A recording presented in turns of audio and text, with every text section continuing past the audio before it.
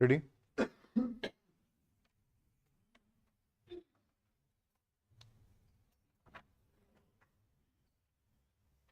Start it. Start. In its licensing policy, government will regulate the activities of the large houses to bring them in line with the country's socio-economic goals, where large-scale units, whether belonging to large houses or not, are already engaged in the manufacture of items since reserved for the small-scale sector. There will be no expansion in their capacity.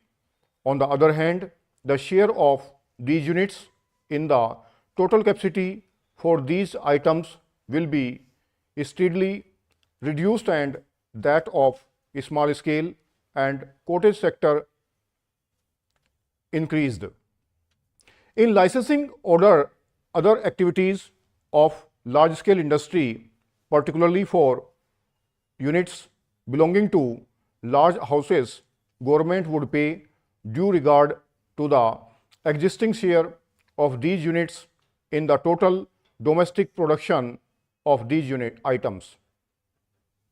It will be the policy of the government to ensure that no unit or business group acquires a dominant or monopolistic position in the market. The present industrial activities of the large houses will be scrutinized so that unfair practices arising out of manufacturing interlinkage are avoided. There will be an expanding role for the public sector in several fields. Not only will it be the producer of important and strategic goods of basic nature, but it will also be used effectively as a stabilizing force for maintaining essential of encouraging the development of a wide range of ancillary industries and contribute to the growth of decentralized production by making available its expertise in technology and management to small scale and cottage industry sectors. The government would also like to clarify its policy regarding foreign investment and foreign companies in India's industrial development. So far as existing foreign companies are concerned, the provision of the Foreign Exchange Regulation Act would be strictly enforced. After the process of dilution under this act has been completed, companies with direct non-resident investment not exceeding 40% will be treated on par with Indian companies, except in cases specifically notified, and their future expansion will be guided by the same principles as those applicable to Indian companies. The creation of a strong and diversified industrial economy does not mean that the country should not or need not participate in international trade both as exporter and importer of industrial goods. In fact, the favorable changes that have taken place in our foreign exchange situation and the progress that we have made in the industrial field should now enable us to selectively dispense with import quotas and quantities restrictions while retaining the protection given through tariffs. The government attaches great importance to balanced regional development of the entire country so that disparities in levels of development between different regions are progressively reduced. The government have decided that no more license should be issued to new industrial units in metropolitan cities having a population of more than 1 million and urban areas with a population of more than 5 lakhs as per the 2011 census. A sound price policy has to aim at a reasonable degree of price stability and a fair parity between prices of agricultural and industrial products.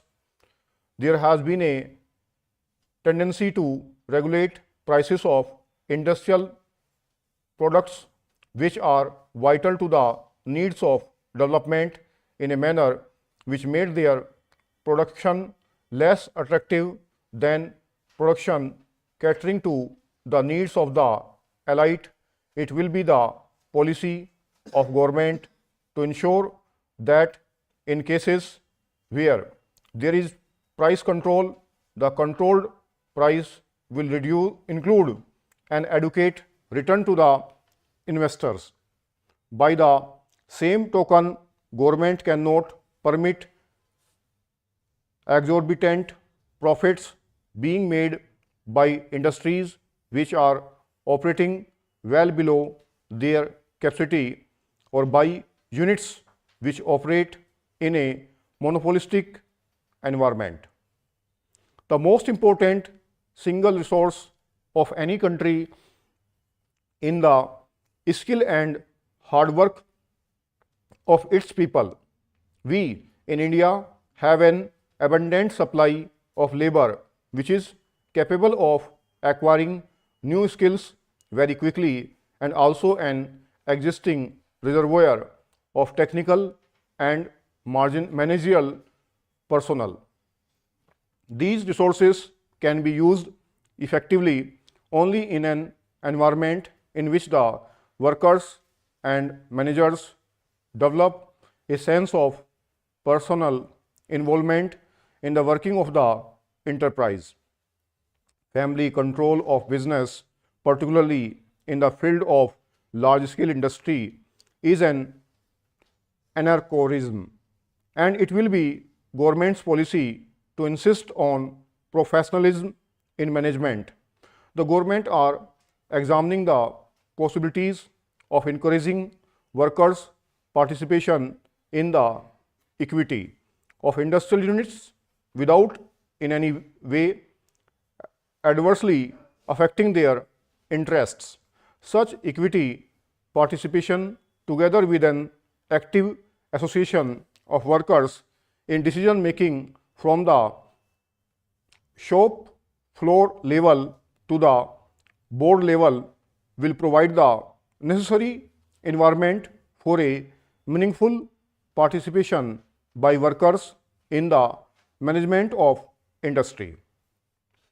Years has been the growing incidence of sickness of both large and small units.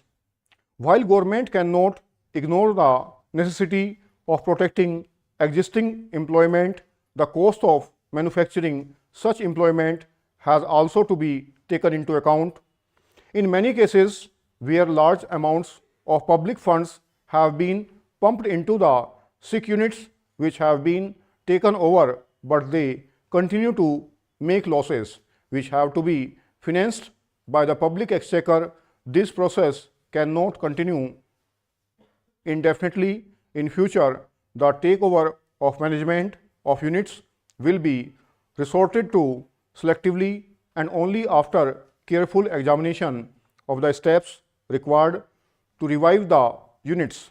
It will be the policy of the government to take quick and effective steps for rehabilitation and reconstruction of the units and to ensure professional management of such units on a continuing basis. Industrial development is a complex process requiring effective interaction and cooperation of all sections of the society. If the objectives of the new industrial policy of accelerating the pace of industrial growth, rapid increased in levels of employment, productivity, and income of industrial workers and a wide dispersal of small and village industries have to be achieved. The willing corporations of industrial workers, trade unions, entrepreneurs, and various government authorities will be essential. ये 308 number है, 308 number, और इसकी speed है 100 की, 1000 word है इसके अंदर।